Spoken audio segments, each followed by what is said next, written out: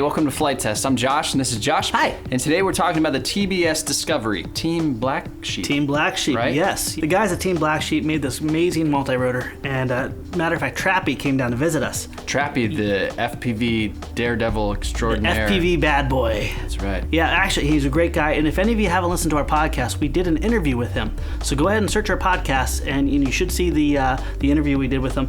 Actually, very deep fella, and he blessed us with a gift. And I was gushing over it because it was this guy right here. He brought this down from his travels and started putting together right here. And nice. We kept it, mainly because we were able to distract him, and I was able to squirrel it away. Now, one of the coolest things about this is that the frame and the board are one. Yeah, the integration of this is beautiful. It enables you to put your receiver and your control board exactly where they need to be. The control board needs to be in your center of gravity area. Right. And the receiver you usually want as far away from the other things like your video transmitter. Okay. So he made this frame basically to complement the DJI flame wheels. And which are these arms? Exactly. It's basically a modded DJI flame wheel. Okay. And what he specializes is just strictly the frame. Right. Just reusing these guys here. Now, the frame comes as a base model. It's $75. And it gives you basically your top and bottom frames and your tracer wires. But no arms or anything like that? No arms, nothing like that. No arms, no motors. It's very, very simple. But you can add on to it. They made this cool thing called the core.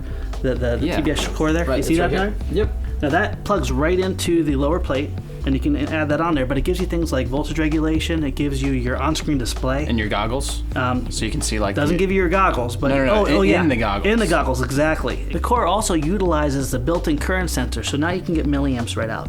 So say you're flying a 30 or 3,000 milliamp battery, you can see how much you're using. As my favorite suite always says, don't go over 80% of the capacity. Always get your butt on the ground. That'll keep your plane in one piece because no one wants to lose power on a multi-rotor while they're flying. Bad things happen. Yeah. So this thing, you can grow with it though. And a matter of fact, unlike most of the time we're flying through our GoPros, which means you usually get GoPros that look like this. With holes in them. Exactly. The core regulates the voltage down so you can actually fly through a board camera, and that's what Team Black Sheep prefers. They prefer to use the board camera, but now you have the best of both options, and the GoPro simply mount there. Did it come with the earbuds? The earbuds?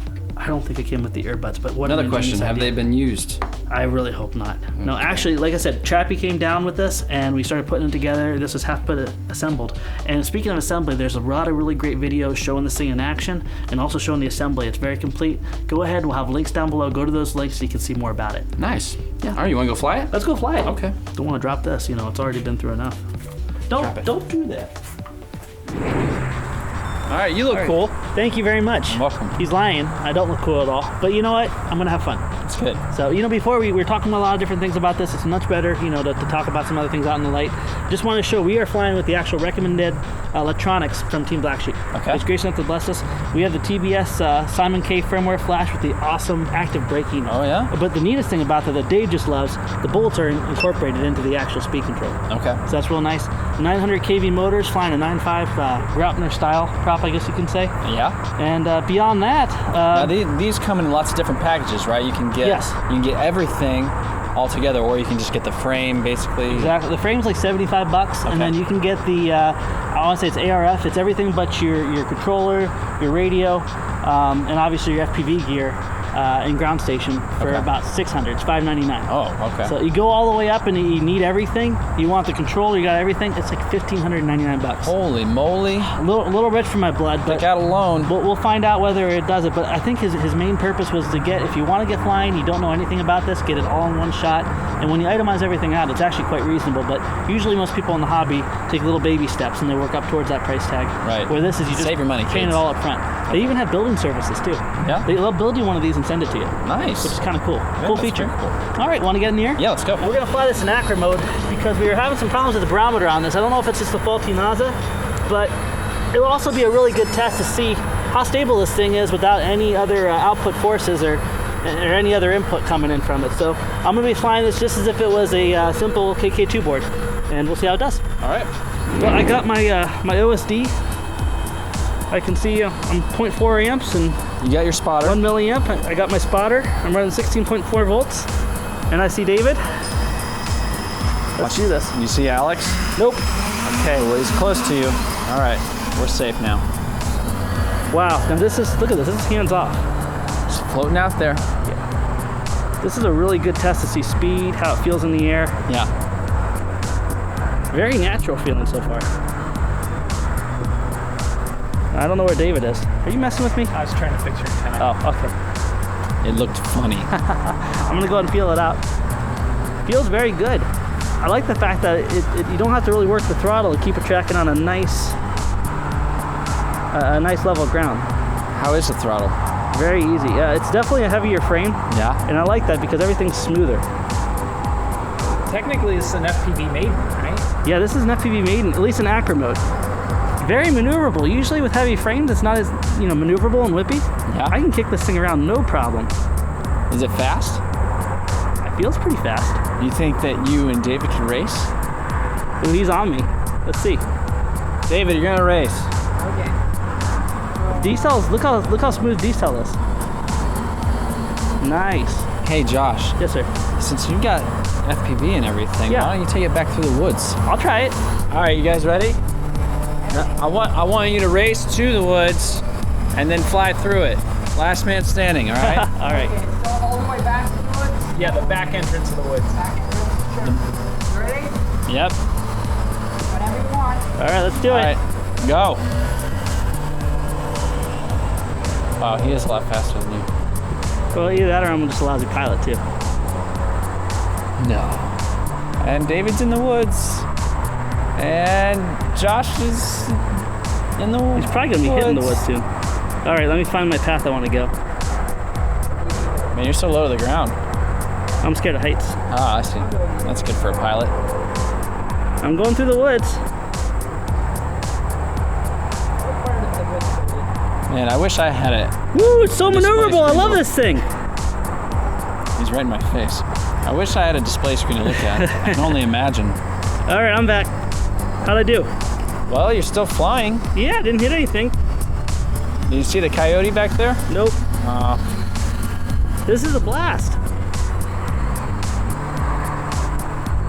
So, David, are you going like round 2 through the woods, or? I'll follow. I'm following you. Oh, you're Do it. following me. So let's go to the woods. let's get a little more adventurous this time. A little deeper in the woods. Josh, turn to the right. Your antenna's going to be blocked. Go out the other way. There. There you go. I want to find that coyote. I don't see any coyotes.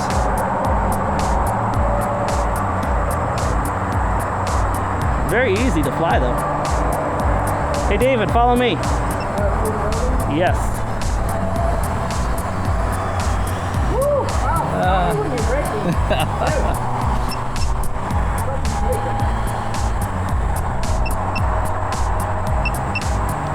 Woo! Nice. And this is the first time flying in acro mode. It's cake. It's nice. Now I've burned a little over 1,000. Yeah, what's that beeping? It's your transmitter battery. That's always awkward. So here, I'll bring it around. I really like this thing. I love the fact it carries the momentum so nice, but it has the power to stop. I'm gonna bring it in.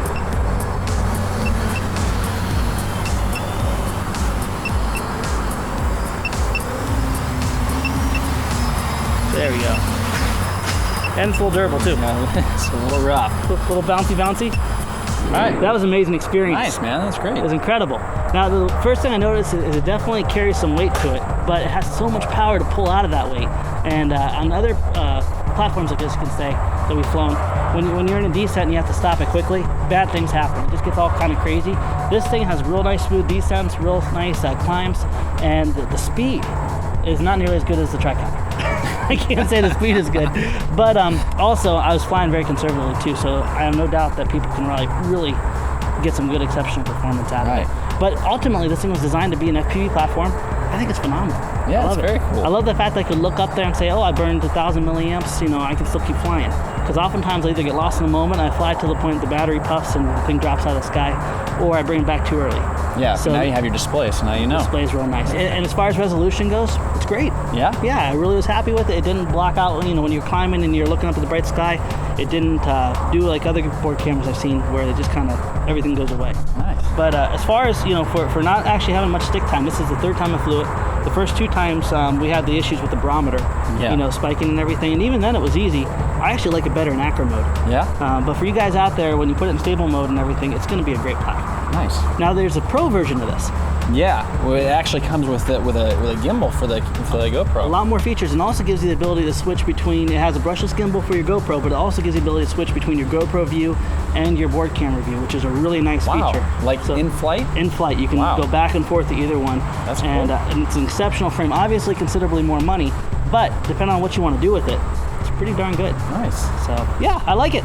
Cool. All right, well, thank you guys for watching, and thank you for sponsoring Flite Test. Every time you go to the Flite Test store and you pick up a t-shirt or a speed build kit or a Josh Bixler bobblehead doll. Is there one coming? I don't know, I hope not. You're helping us do what we do, so thank you very much. Yeah, and thank you, Trappy, also for the wonderful visit. It was really great to get to meet you personally, shake your hand, and also for leaving him behind this. Nice. All right, well, we'll see you guys next time.